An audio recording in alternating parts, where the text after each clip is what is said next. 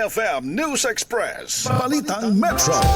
Samantala mga idol, Operation Timbang Plus sa mga daycare centers sa Alaminos City umaarangkada na. Para sa detalye ng balita, panoorin sa ulat ni Idol Intern Niel Aquino.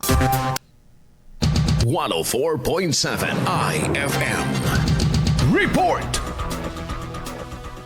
Umarangkada na ang Operation Timbang Plus sa lahat ng daycare center sa mga barangay sa Alaminos City bilang bahagi ng regular na programa upang masuri ang timbang at taas ng mga sanggol at kabataan na nasa pangangalaga ng mga daycare center. Layunin ng aktibidad na matukoy ang kalagayan ng nutrisyon ng mga bata at maagapan ng posibleng suliranin sa kalusugan. Pinangunahan ng aktibidad ng Barangay Nutrition Scholar katuwang ang BSPO at mga barangay health workers, isinasagawa ang OPT Plus bilang mahalagang batayan sa pagpaplano ng mga programang pangkalusugan at nutrisyon ng barangay. Ayon sa barangay, ang Operation Timbang Plus ay mahalagang hakbang upang mapalakas ang pangangalaga sa kalusugan ng mga kabataan at makabuo ng mas malusog na komunidad. Kasama mo mula rito sa IFM News Dagupan, ako si Idol Intern Niel Aquino, Tatak IFM.